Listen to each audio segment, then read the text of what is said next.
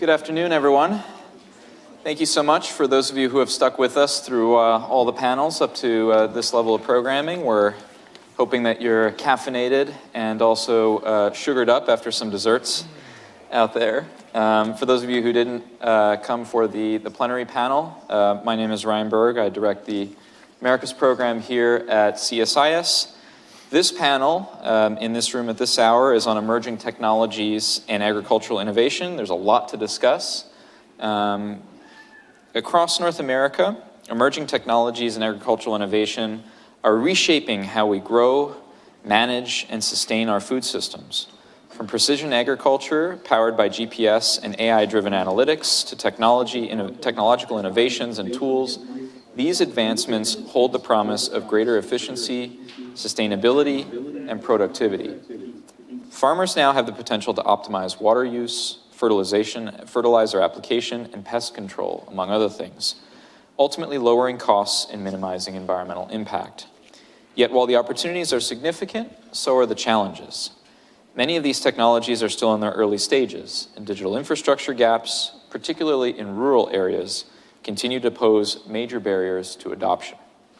This panel will explore how the United States, Canada, and Mexico are developing and deploying these innovations, and how we can work together to ensure that both large and small producers across the region are equipped to benefit from this new wave of agricultural transformation. To help us explore these topics, we're joined by a distinguished group of experts who are leading innovation in agricultural technology and sustainability across our North America region. Joining us from Mexico on the screen is our first speaker, Dr. Bram Govaerts. He's CEO of CIMMYT. Dr. Govaerts is a leader in sustainable agriculture, known for pioneering innovations that improve food security and resilience, particularly for small farmers. With over 90 peer-reviewed publications, he has received numerous academic accolades, including the 2014 Norman Borlaug Field Award. He holds a PhD in bioscience engineering from the Katholieke Universiteit in Leuven. Forgive me if you're Belgian in the room, and is fellow of the American Society of Agronomy. We're excited to hear from Dr. Govaerts on the future of agricultural innovation and sustainability. In the room, next to me to my left, is Dr. Jeff Graham. He's Vice President for Seed Product Development at Corteva Agriscience. Dr. Graham leads global breeding across a wide range of crops, including alfalfa, corn, soybean, and wheat, with a focus on local product delivery while leveraging global technologies. He has held various leadership roles, including Director of Molecular Breeding and Senior Director of Maize Product Development, earlier serving as a research scientist at Pioneer. Dr. Graham holds a PhD in genetics and plant breeding from North Carolina State University and a master's and bachelor's in genetics and agronomy from the University of Minnesota. We are eager to hear Dr. Graham's insights on the future of crop breeding and innovation. And our final speaker is Mr. Donald Killorn. He's the Executive Director of the Prince Edward Island Federation of Agriculture. Mr. Killorn brings over 2 decades of experience in environmental and agricultural leadership. Prior to his current role, he served as Executive Director of the Pensacola and Perdido Bays Estuary Program and Eastern Charlotte Waterways Incorporated, among other positions. He has a Master of Science in Environmental Practice from Royal Roads University, and a Bachelor of Science in Biology from the University of Prince Edward Island. We're honored to have Mr. Killorn with us today to share his expertise on the intersection of agriculture and environmental stewardship. As with the other panels, I've asked the speakers to prepare about 5 minutes or so of opening remarks to get us started, and then we'll get into a moderated portion of the discussion. As always, you'll have a chance to ask questions from the audience. It's the same deal here as it was with the previous panels. You have the QR codes up on the screen. You also have a button on the event webpage. It's green. It says Ask Live Questions. We'll filter those and ask them at the end of the event. With that, I'd like to give the floor to Dr. Bram Govaerts for his opening remarks.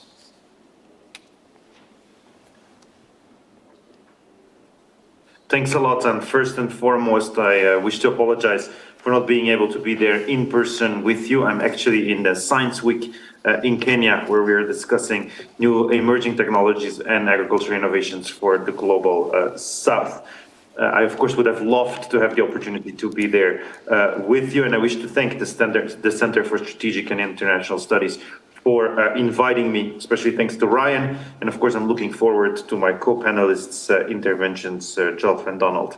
I'm the Director General of CIMMYT. CIMMYT is the International Maize and Wheat Improvement Center, a center that's known and was created 80 years ago for technology and agricultural innovation. And that is, of course, with particular relevance for this conference. We're a non-profit international research organization that was created with support from the Rockefeller Foundation and pioneering farmers from its get-go from the US and from Mexico. And a few of the impacts relevant maybe for the Americas, US and Canada, 60% of the wheat grown in the US can be traced back directly to CIMMYT's efforts and germplasm. 75% also of the wheat grown in Canada can be traced back, and that means we safeguard biodiversity, 128,000 different accessions of wheat in a big bunker in Mexico, and 28,000 different accessions of maize, both also replicated or duplicated a duplication in Fort Collins. We asked our sister center in Washington, IFPRI, to actually calculate what those innovations have meant for the US. And CIMMYT wheat varieties have increased yields in, for example, North Dakota, providing disease resistance, and have helped farmers to cope with drought in, let's say, Texas. In numbers, since 1971, those CIMMYT varieties alone have increased the profitability of American farmers by at least $15 billion. Our CIMMYT bred wheat seeds have increased America's annual exports by $35 billion. And the real income of American households, only if you look at the wheat impact, increased by US $220 million yearly. Therefore, our efforts have also supported, and my colleagues will for sure also refer to that, wheat and maize-based consumer products, bread, tortillas, chips, have an affordable and accessible price. One of the key elements that we do today is actually we do the early warning systems for disease warnings globally, as well for maize as for wheat. That warning system picks up new diseases before they arrive in America, before they arrive and can be detected on time, so that we can use control mechanisms, but also can release new varieties that are resistant to those diseases. Similarly, we have worked on drought-tolerant maize, just an example from the global south. In sub-Saharan Africa, today, there is 8.5 million hectares of drought-tolerant maize that was planted in 2024. And with the impact of El Nino last year in 2024, this has increased the availability of food by 9 months extra food for those families that planted that drought-tolerant maize as compared to those that didn't. And this has benefited 16 million people in 20 countries. So by using the biodiversity of corn and incorporating that trait in corn seeds, we could directly respond to an immediate threat to stability. And not to mention our digital platforms for monitoring and evaluation that as well monitor what farmers do, smallholder farmers throughout the globe, but also uses AI-powered digital advisories that respond needs from farmers in Mexico, India, Kenya, smallholder farmers in the world, all connected to an innovation hub model that can actually bring together some of those technologies and innovations and make sure that through last mile delivery partners, it reaches the farmer and it reaches therefore and benefits the consumer. Thanks a lot. Thank you very much, Bram. And I stand corrected in my opening remarks. I said joining us from Mexico because that's where you were last week when we had our prep call. In fact, it is joining us from Kenya. Thank you very much. Dr. Graham, over to you. Hopefully he's got a lot of coffee, because I imagine the time zone is quite different. So thank you for joining us. That's a big sacrifice. So first of all, thanks for inviting us and having a chance to talk about some of the things that you've had today. I've really enjoyed the panels that have talked on some of the common themes that have come up. So I hope we can elaborate on those as we go through. So maybe I'll just start off talking a little bit about my history, my perspective, because those will be the lens that I use to make my comments as we go through. So I've been involved as a plant scientist or a group leader for about the last 30 years at how do we incorporate technology and making sure that our productivity continues to increase over that period of time. And I think sometimes we don't take a step back enough to just look at the tremendous progress that actually happens in agriculture. So I wanted to just benchmark some of those numbers to think about what does a 30-year career actually do, right? And so when I started, corn yields in the US were probably about 100, and I want to make sure that no one thinks I'm taking accountability for this next statement. But corn yields were about 110, 115 bushels per acre. This last year, we really got close to 180 bushels on a national average, and it's really quite common to see 300, 350 bushels on a lot of farms across North America. So you just see these types of levels of yield improvements are kind of staggering. The same story can be held for soybeans. The same story could be said for wheat. Under these programs where we're constantly applying technology and new systems for productions, we continue to see this productivity increase. And I would just come back to say that power to produce food, the power to produce food reliably is such a core competency to security in any region of the world to go do it. And I think the America, like when we talk about North America, is really uniquely advantaged in that way, that it's got so many natural benefits to go on. But we do see signs that things might be more variable every once in a while. And I think as the planet changes, as it becomes less, maybe more variable, right? This thing about making sure that we can produce food reliably, sustainably, and consistently becomes an incredible power for any group, region around the world. And it's something that we really need to make focus on. So I talked about my 30 years, and I want to just tell you quickly how my perspective has changed over those 30 years from an individual scientist that was looking at contributing like new methods, new technologies, to where I sit today on a global perspective, looking about how we deploy technologies at scale. And I have to be quite honest, at the beginning, coming out of grad school, I thought, oh, this is just about science will win. Like, this is an easy thing, right? I mean, people will see what a great idea it's going to be, and they'll say, yeah, let's go do this. But as I've matured, I've come back to see that, or I've matured, I don't know if that's the right word, but as I've progressed in my career, maybe that's the best one, you come back to understand how much societal acceptance of that technology's implementation is actually required to implement it at scale and at impact across the world. And so this is where I sit today, and I'll make something maybe a little bit, maybe some people would like this, some people won't like this, but I'll make a statement that I think a lot of the GMO world, that will actually go down as one of the most wasted technologies that we've actually had, the most underutilized technologies that we've had, because of the inconsistent support on a global basis to go through. And we're sitting here today, and I think there's new technologies, whether it's digital or gene editing, that we really have to figure out these rules that we're all going to live by, work by, so they can be implemented. And you can transfer the potential of technology really into making something that makes a difference, higher productivity on every farm, every grower, every region around the world. So with that. Thanks very much, Dr. Graham. And I will come back to you to unpack that statement about GMOs and the underutilization. But first, over to Donald for his opening remarks. Thank you, Ryan, and thank you to everyone at the center. It's been a wonderful day and a pleasure to participate in. And my colleagues, it's a pleasure to sit next to you. And I bring a perspective from the grassroots. I'm the executive director of a general farm organization in Canada's smallest province, Prince Edward Island. Agriculture plays an outsized role in my home. 40% of the land, 25% of our emissions, a third of the economy. So I'm a sustainability professional who entered into agriculture. So when I'm in the room with sustainability professionals, I'm the guy that knows a lot about agriculture. And when I'm in the room with agriculture professionals, I'm the guy that knows a lot about sustainability. So that's nice. A few lifetimes ago, I worked on the coral reefs in the Turks and Caicos Islands and the Belize Barrier Reef, and I saw the impact that carbon in the atmosphere was having on them. So I decided to work towards doing something about that. I started in water and environmental management, climate change adaptation and mitigation, developed some understanding around carbon quantification and how to deal with it, and then returned home a few years ago. I was joking with my colleagues in the provincial government as I was getting ready to leave yesterday that it was December of 2021 when I realized that all cows were female. And as a biology grad, I mean, once I realized it, it made perfect sense. But so my journey in ag hasn't been tremendously long, but as someone who's very interested in managing non-financial capital to promote sustainability, agriculture is a tremendous place to be building, growing my career.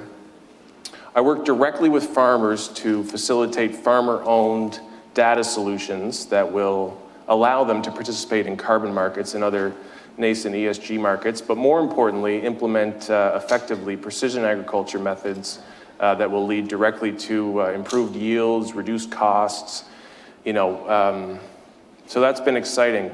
It really started around the quantification of our emissions as a provincial ag sector, and proving to ourselves that we could reduce our emissions by 40% by 2040, which was a net zero target put on us by the provincial government with not a lot of consultation. Once we realized that, we were in the process of administering what's called the On-Farm Climate Action Fund, which is Canada's effort to de-risk climate smart agriculture. But it only pays $1 per best management practice per acre that you can only implement at one time. So there was no opportunity to continue monetizing these improvements and more sustainable practices, because while 95% of farmers may be interested in carbon markets, 95% of the data that needs to be collected to access them is not currently being collected. Through my colleagues at the Canadian Federation of Agriculture, I learned that the biggest question farmers have around data is who's going to own it.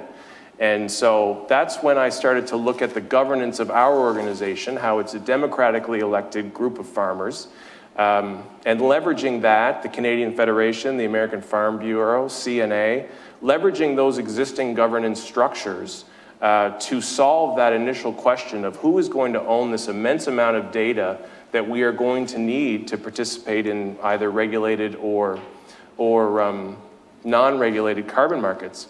So we use VERA's 0042 and have a project in there trying to, what we think is, develop the first soil carbon credit in the VERA marketplace.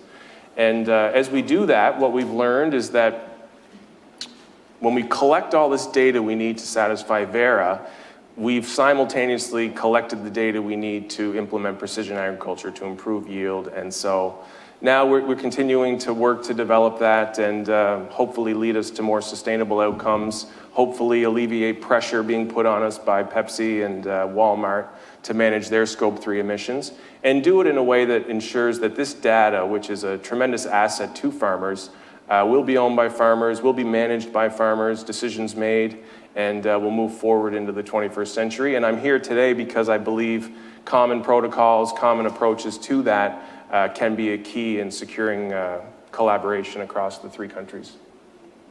Thanks very much, Donald. So excellent set of opening remarks. I want to unpack some of what's going on in this space and then talk about the applications. But first, a question that's kind of an antecedent question, a general macro level question. And it's something that gets at what all the panels so far have discussed, which is USMCA is the foundation for a lot of what we're doing here. And it's basically just to get a comment from all three of you about whether you think the USMCA has been a boon, a catalyzer to innovation, or maybe it's even been a hindrance. And if you think it's been a hindrance, what might we think about doing when we revisit USMCA next year to actually make it more pro-innovation? Maybe I'll start with Brown. Yeah, I think that, thanks for that. And I definitely think it has, and it connects to what my colleague was just mentioning. I think it has opened up a flow of innovations and information and science exchange. And it shows 95% of wheat in Mexico comes from Siemens germplasm, 60% in the US, and 70% in Canada. So that is an innovation space where that is happening. But I think also we have stimulated each other around the sustainability conversation. And I was smiling as we have worked in Mexico with agri-food companies, with local smallholder farmers, very small farmers in the in the south of the country. And exactly those questions: how do you do responsible sourcing and regenerative agriculture collaborative projects while you safeguard that data space and set up a pre-competitive public-private partnership that can actually cover the Americas in that sense, and the three countries, and produce grain with reduced footprint. And we've shown it can be done with the innovations and with the technologies. 1 million ton of maize and wheat done now, looking at 7,000 medium and smallholder farmers who are sourcing that data into the pre-competitive space with the governance model around it. So I think that's exactly the proof point on this panel, that there have been opportunities where the same conversation has sparked similar innovative approaches in the entire region. Terrific, thanks, Bram. Jeff? Yeah. And maybe if you want to weave into your answer, it's because it sounds like you have some skepticism. You think that maybe GMO hasn't been fully taken advantage of, but perhaps your reason is it's political pushback. Well, I think that comment will be on a global basis, and the acceptance on a global basis. And so maybe I think I could start off by saying, on a principle, we all look for stability about choosing our investment strategies, right, from a perspective. And when you have clarity about engagement, it's easy to drive your investment decisions going forward. And when you don't have clarity about your investment, I think I heard one of the other panelists up here to say, you tend to hold back a little bit, you're unsure. So just as a perspective, look, most of the seed industry, most of the corn production, soybean production that we'll do in the region, those varieties or hybrids are locally bred for those environmental conditions that they work in. So they don't match, like a hybrid from Iowa, for example, would not do well in Mexico. You have to create those local products that would benefit those local market. And so we have to have an understanding about what technology would be available in those markets. So in my group, for example, we have 121 research centers around the world in which we're trying to develop those local products, right? Those local flavors. At the center of it, though, comes the technology. What technology can we use in certain markets to go through? And so we always have this choice about saying, should we invest in this technology in this market that we think we could drive performance improvements or productivity improvements or not? And it's that local acceptance that we really want to make sure that we do. And so I think like the benefits of the USMCA are twofold. One is it did provide this set of guidelines for North America to operate under, right? To say what was the emphasis. But maybe the second part, which doesn't get as recognized as much, is it also provided an avenue for dispute. And it was when you just said, hey, look, we're in disagreement about this thing. How are we going to dispute it? And it provided an avenue for dispute. As a scientist, as a person, I'm not the most patient one in the world, so sometimes these take a little bit longer than I would like. But I think it actually forms a framework of saying guidelines and dispute resolution. And I think that framework can be used on a broader scale. My comments might have been more related to saying, look, that is lacking on a global basis, clearly. Sure. Donald? We don't see a lot coming down that we can point directly to the agreement as being responsible for in terms of improvements to production systems, et cetera. I think my personal opinion is that the last two agreements have largely been negotiated in an effort to get the best deal from the other countries in the agreement. And my hope is that in the future, we'll look to our trade relationship and the agreement that we strike as an opportunity to align ourselves in more of a two-pole world and figure out how we're going to work together to be competitive as a bloc. So I think that we're at a turning point in that relationship, and while I don't think that there's been a tremendous amount of innovation in Canadian agriculture as a result of the last agreement, I have high hopes for the next agreement. I hope that we'll stop developing our tools in silos and start to come up with some common strategies around how we collect data, how we store it, and how we analyze it. You've actually given me a segue into what my next question was going to be, because my next line of thought was around collaboration, right, and around how we not just decide that we want to do and use technology and innovate, but also to pool resources for collaboration. And going off of your comment that there maybe hasn't been as much on the state-to-state level, I want to talk about research between centers, universities, other academic hubs between the three countries. Maybe start with Bram and talk about what's going on in that space. Has there been a lot of success in the last couple of years? And if not, what should we be doing, what should we be thinking about to increase collaboration when it comes to levels below the state to state on technology and innovation for agriculture? Yeah, I think definitely if you look at it at the international level, so where CIMMYT plays as an international organization, headquartered in Mexico, but with activities globally in over 90 countries. The collaboration with US universities, with Canadian research institutes, and CIMMYT per se has been a long-standing relationship that probably predates any trade agreement. As we were 80 years ago created as a bilateral between Mexico and the US, as a science bilateral between Mexico and the US, and then became an international organization in '66. But having that said, I think a lot of the national institutes or the public research institutes from, for example, Mexico with the US, there's a point where there's a new relationship that needs to be renegotiated, because I think that the knowledge available in those institutes is not the same disparity or the same relationship as it was 20 years ago. So 20 years ago, probably Mexican PhD students would go to the US to study, to Canada, go back into the Mexican system, etc. I think today there's an opportunity to do more trilateral exchange of knowledge on an equal footing, given the capabilities that have increased and have become more competitive between the different countries. So I think looking at pooled pre-competitive resources for the region, where there's a public-private platform that looks at the big bets of technology in agriculture, is definitely something we need to start conversations around. Terrific. Yeah, I would tend to agree. I mean, I think there's, the Corteva, one of the things that as a company perspective, you're always out there trying to find out new technology innovations and how do you incorporate them. So we partner a lot with different universities, different public institutes like CIMMYT, like the CG system in general, to make sure that you can drive that innovation to go forward with. I think one of the challenges, again, that I think that we will face in all technology development, and we have to just keep coming back to this.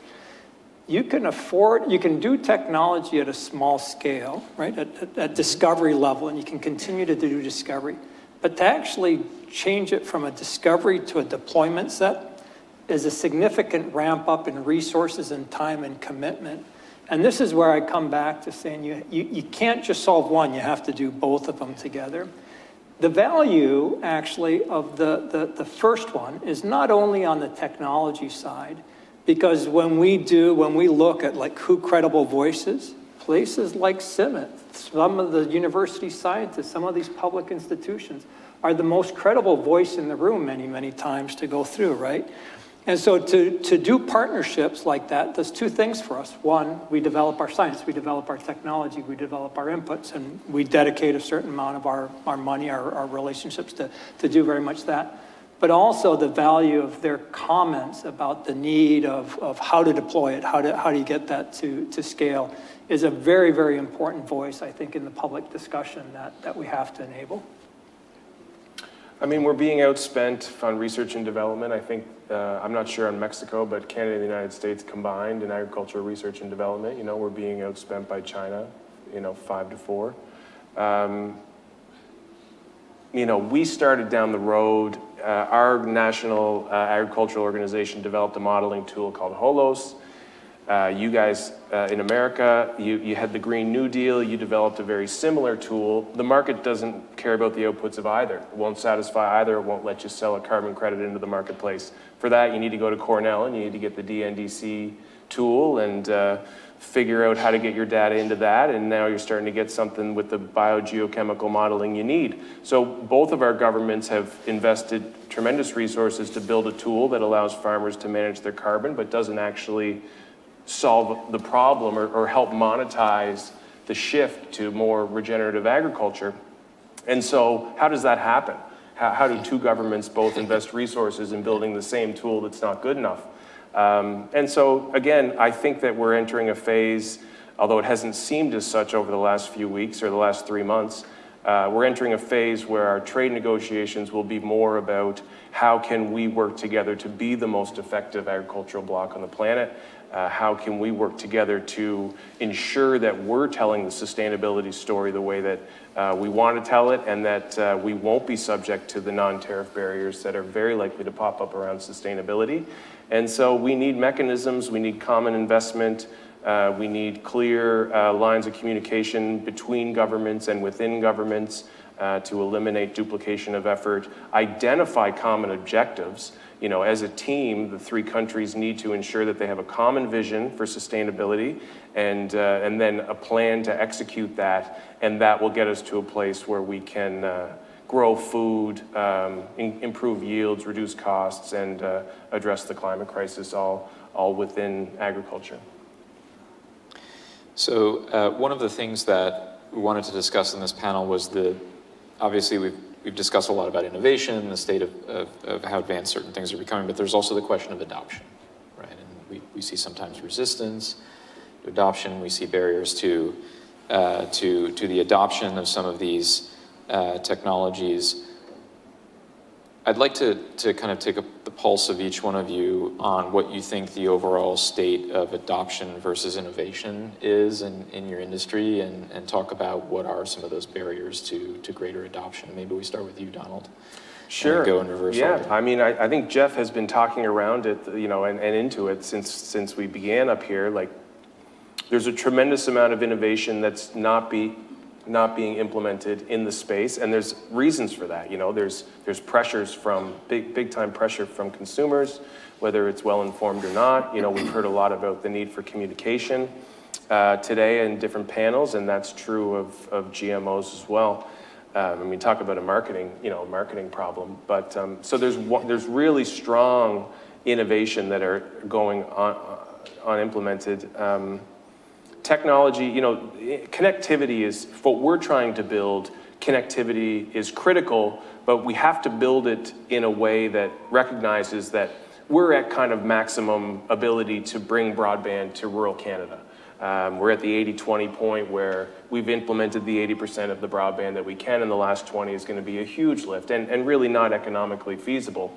And as such, we have to build our tools in a way that acknowledge that. You know, any obstacle is only one elegant design away from being toppled. And in rural broadband, rural connectivity, we want to give, you know, we're creating local internets so that our farmers can collect the data they need. And when they can get it into the World Wide Web, you know, then it goes to the place it needs to be to ultimately get them the insights they need. So I think there are solutions, but certainly there's a lot of technology on the sidelines that's already been developed.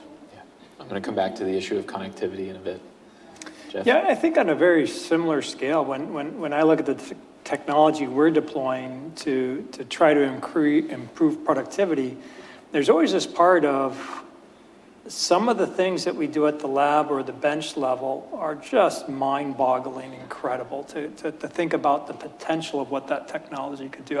I will tell you today, I am more excited about the technology we're implementing in terms of producing the next generation of products. We have more available to us today than we've ever had in the history of mankind.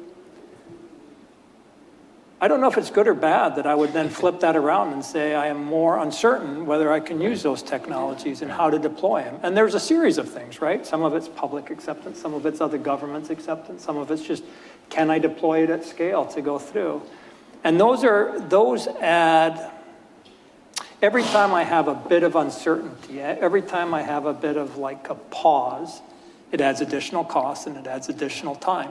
So the cycle of continuous improvement, and I think we always have to think the cycle of continuous improvement, that sometimes it's really important that we just take the first small step, even though it might be small, that we take the step, because it leads to the second and the third and the fourth. But sometimes when we get the uncertainty, we don't take any steps. And that prevents progress, I think, long term. And so I really would come back to that pretty basic principle that if we don't know how to go forward, it's our human nature to stay where we are. And I think that's something that just needs to be addressed. Can I just have a quick follow-up with something you said, because you said you've never been more excited and you think we have some tools potentially at our disposal that we've never had in human history. Can you unpack that a little bit? Sure. For a political scientist like me, what does that mean? Yeah, so much of, so like Bram mentioned, a lot of the CIMMYT wheat germplasm collection or the maize germplasm collection. What a beautiful collection that is, right? It's a source of all genes of which future wheat development would happen. So my job, like I'm going back to my scientist job, I was a corn breeder. It was how do I assemble those genes in the right combinations to actually go out and make a hybrid for Nebraska or for Iowa, or if I'm in Africa, for different places around the countries that we operate, or India, wherever it might be. The new tools today give me so much more precision about how I can assemble those genes in a speedier fashion than I can ever have done before. We've talked about a little bit about digital. Our application of digital is like the power of taking the history of mankind. Basically, this is what it is. Take the history of mankind and say, I want to produce a better variety or a better hybrid for this particular geography. All that power can be harnessed right now to go do. And then I pause and I say, can I use that technology? Or if the grain of that product that I produce for that country, that geography, can't be shipped over to another part of the world, can I do it? And I think that sort of part about what are the right rules, what are the right regulations, really enable us to take advantage of this. Look, ultimately, I'd say, look, I think we have an incredible tool in North America. And we have this power about what farmers can do. And I'm constantly amazed at the local innovations that farmers do. And whether we enable them with better seeds, better production practices, better digital, I think we have an opportunity to make the real heroes out of all of this as the farmer to make it go do. And if we put and position them in the right place, I haven't seen a farmer do too many wrong things. We always hear the exceptions, but farmers are I think, a true hero in this whole space. And I think our job is how do we enable them in the end. Terrific. Thank you for unpacking that a little bit. Bram, over to you for your thoughts on the state of sort of innovation versus adoption from your perspective. Yeah, and for sure. But before I go there, I just wanted to quickly also compliment maybe to the comment just made. And I think first and foremost, I think you can see how some of the technologies, innovations developed by Corteva have now allowed us in the international public goods sector actually to use those and accelerate some of those processes. But also, if you look at the gene bank that was just mentioned, or that biodiversity bank, what we do today is something called allele mining. Well, in the past, we were probably breeding or combining that biodiversity to generate better seeds based on the needs of today. What we do now is actually we project, we model, we design what maize for Iowa or maize for Central America or maize for South Mexico will look like 10, 15 years from now. And we're already looking at what characteristics should we put into those breeding efforts today, because we know when it reaches the farmer that situation will be the one that we have predicted or somewhat probability predicted from 15 years ago. And that is the kind of technology and the use of data and predictability capacity that you could not do before, because it's basically you're combining the capability of multiple brains into one artificial capability. Now, having that said, and going back to your question, I would like to kind of highlight two challenges, but then also three elements of how to overcome those challenges. And I think the challenges we're talking about in our industry or in our sector is the two challenges for adoption is, number one, things are highly context specific. And number two, if you really want to make a transformational change, you need a systems approach. And systems approaches you can get easily lost in the complexity if you're not very careful, because everything depends on everything. But within that complexity, we need to bring it down to that simplicity. And I think how the three elements of a potential solution towards that adoption is to actually combine on the ground research networks like the ones we have put forward in Mexico with a methodology that's called Masago, where we have connected 47 research sites directly with 1,200 on-farm sites that are monitored live through a data system, and where farmers actually innovate complementary to the more controlled research site. So there's a controlled research element, and then there's a co-design within that context specificity. So you can see how the systems approach is simplified in those research environments, but then the co-design will make the innovations context specific and embedded in the complexity of the system an individual farmer has, and then data from that is sourced. And in order to then scale that, you can directly connect, or we are directly connecting last mile delivery,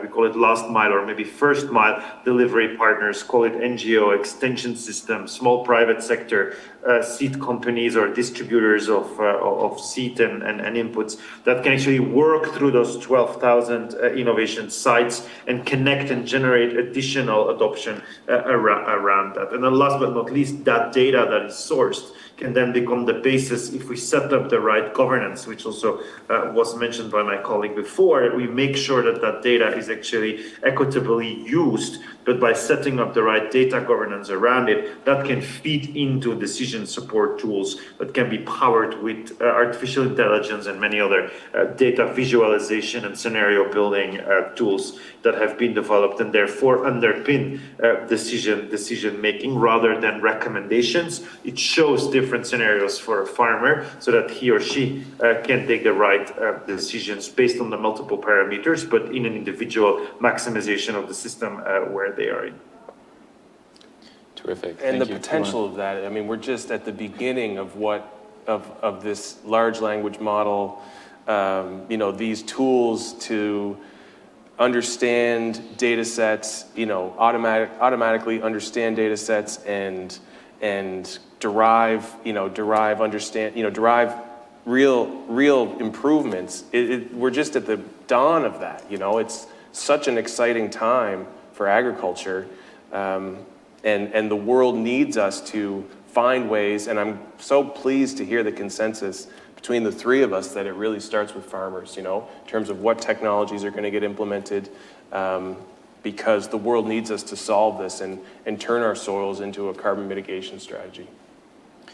So I wanted to talk about AI as well, but I also want to talk about broadband and some of the other barriers that prevent us from deploying some of this technology. So why don't we start with the barriers, because you mentioned this yourself, Donald. You mentioned the 80-20 broadband situation in Canada. How do we get the other 20? Well, Starlink's a dirty word up there right now. Well, Starlink's a dirty word, I don't necessarily think we're going to Mars. I think that we're trying to get satellites up there so that we can give the world internet. And so while there's the technology that behind Starlink, they're having a branding issue right now, but I hope you can probably buy a lot of governance capital with $100 billion. I hope anyway. But anyway, so. That seems to me to be the answer. And when Starlink came to Canada, they did work with the Canadian Federation of Agriculture to try and bring farmers on board. Locally, we've got TELUS, one of our major mobile providers, really focused on how to solve this problem. But again, I personally think the key is in local internets, and then one secure gateway into shared databases governed by farmers. Like that's what we're building. That's our vision for how to overcome this, at least in this time where we're not allowed to sort of advocate for cheap, affordable, high-speed satellite internet in Canada. Jeff, I want to ask you, so from your perspective, and you think about, what is necessary for the deployment of some of these technologies, is broadband something that comes up time and again for you, or is there something else that we're missing here? Surprisingly so. When you actually think about some of the technologies that we approach or do at the local level, it really depends on having that the global data system in place to be able to deploy local decision. So for example, we have research centers in really remote locations. We're trying to impute genetic information to help decide what plant you're going to go do or select from, and all of a sudden you don't have a signal. It doesn't happen. Our data collection systems to say which is the best hybrid or which is the best variety go off and you can't do it.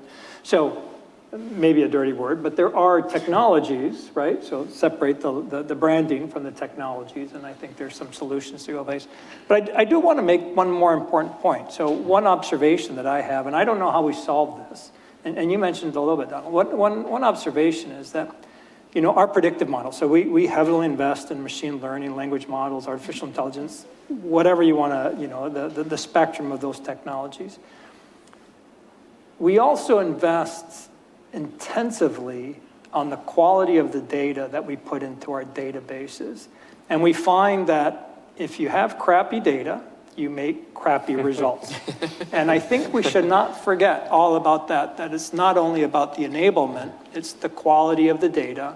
And no amount of artificial intelligence is going to make crappy data good data.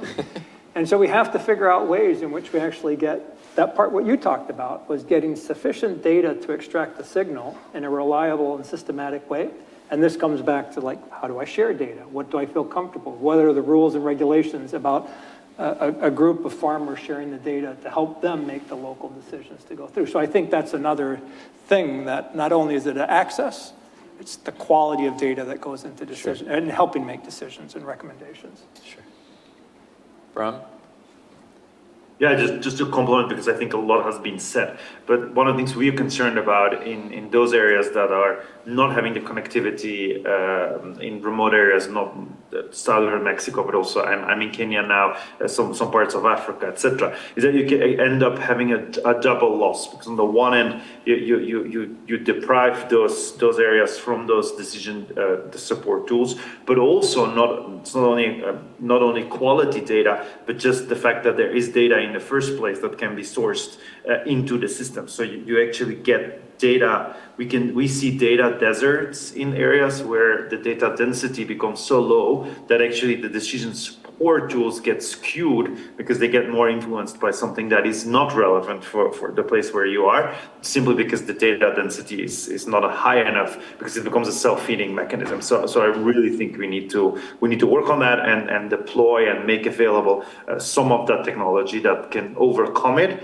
probably by some of it to place it in a pre-competitive space and then create sufficient competition in the open competitive space. Terrific. I want to get to questions in a second, but I want to ask one more question first, and it's because AI has come up, and we can't do this panel without talking about AI. So the question is, I'll just make it an incredibly simple one. AI. We're on the precipice of something very revolutionary. It's going to transform our lives. We keep hearing that over and over again. We're already beginning to see it. Where do things go for each one of you in your respective fields, at least at this point, as far as you can see out? Maybe I'll start with you, Donald, and then.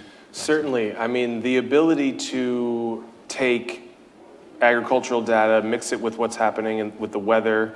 I mean, Bram really articulated it really well about the development of decision support tools. But Jeff's point about the caliber of data, I truly believe that what we're seeing in the development of these new tools that we're calling AI, I think that will help with the caliber, with identifying the caliber of data, even that putting those limits on the data that's coming into the system. So that sort of self-regulating data environment, I also see very rapid improvements to accessibility of data. So just quickly from the grassroots, so much of our potatoes are grown and processed by local processors, and there's 50 years of grading slips in farmers' offices, and we can now take those and they're being integrated into our model. So we don't have to start from year zero when developing the outputs. So that making old data accessible will give us a huge leg up in developing decision support tools, in understanding how to best maximize yield and minimize price, cost of production, and deal with the changes across our landscapes that result from the changing climate. Jeff? It's a really deep question. I tried to buy as much time as I It's a could. really deep question to actually really- talk Well, I did say, Everyone's as far out as you can see, which, Yeah, to be because- fair, many of us can't, Right. It's just Yeah, no, look, I impossible mean, to part of predict it, like, because we look at Siri and we say, well, is that artificial? What is the definition? I kind of view it like some of the power that we have, and this goes back to like, those slips that used to be a piece of paper that no one looked at. All of a sudden now we have systems in place that can actually translate that into a decision that was made 40 years ago, 50 years ago, 80 years ago. And what where I see it right now is that you're actually saying, all right, we have a history of decision making. I can look at this situation that I'm in. Is there any parallels in the history of all the data? What was the best outcome to go make? And you kind of update it, makes a recommendation, say, okay, this is what I should go do. I actually think the future of it is much more powerful to go do it, is that you can take the history, and I kind of alluded it to before, but you can kind of take the history and the knowledge that we've had in the last however many years, you can document it, and you could have suggested solutions, and you can bring in things like how a protein folds might make a decision on what hybrids you might advance, or what new traits you might make, or what genes you might choose to do. And all of these things are going to be an amazing collection of technologies that are going to converge. And I think then there's a huge amount of learning that we need to do next about what's the wrong decision, right? Okay. And sort what are the wrong decisions from the right decisions as we implement the technology. And it's really interesting just to think about the generations that are talked about of AI agents and what these different AI agents are going to do over a period of time. Can you replicate what happens on a manufacturing floor? Can you replicate what a scientist might do? Can you actually predict what an organization might do given a certain situation? And I think that's going to be the maturity as these things become more powerful. And then, like observationally, I would say we have plenty of track records where we believe a model too quickly before the model is ready to believe. So this validation and this interpretation is really going to be a powerful step in terms of its advancement. Terrific. Bram, any comments from you on Yeah. AI? And go ahead. No, sorry. First, I think a simple opportunity, a huge opportunity, and then a need.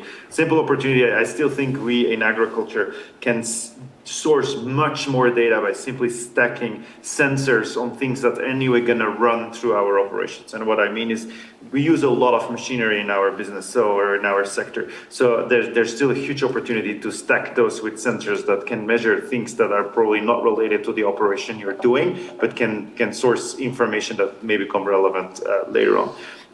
Similar to what was already mentioned by Geoff, I think one of the powerful things is in the past we were probably using the history as a trajectory and then saying, okay, in the past is what was happening, and now you were tweaking that trajectory to take decisions by the new parameters that are there. Yeah, more rain, less rain, market forces that have changed, and that's how you come to an optimized decisions based on past decisions, but within taking the history of the particular space or system or field you are in. And I think that what AI is going to allow is rather to describe the situation you are in and find a similar situation in any space, time, or place that is closest related to the situation you are in today. And that fits your decision rather than the history of the place where you are. So I think that's completely going to change the way there's options to take decisions, but also it can overcome the limitations of good decision making when systems are disrupted. And I think this is a way to actually take good decisions within a way more volatile and uncertain and unstable situation. Last but not least, many years ago, we decided as a world society that it was important that the biodiversity of crops was safeguarded as an international public good. So that's why we have those biodiversity banks that are owned by humanity and are available for future use. I think there's a similar element that we're going to have to do, which is actually what's that governance system and that international public good element that is the data, because the data are going to become what biodiversity is today. Terrific. Quickly, I want to get to a couple questions. My CSIS Americas colleague, Juliano Rubio, is in the back and can read a couple. Maybe, Juliano, we can do a couple at a time and I can direct them to Okay. individuals on our panel.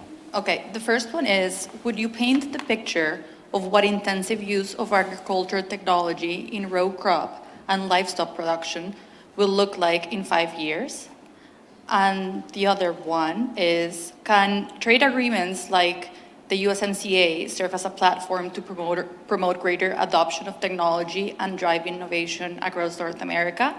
What specific provisions or mechanisms within these agreements help or hinder technological collaboration and innovation among the 3 countries? Great. So on the second one, we answered that question a little bit as we were talking, but if anyone wants to make a comment on that, I am interested, however, in hearing what you all think the 5-year timeline is going to look like for livestock or row cropping. What was the word you said just before you said row cropping? The 5-year timeline for what type of technology? Just technology. Okay. What would be a picture in generally? Yeah.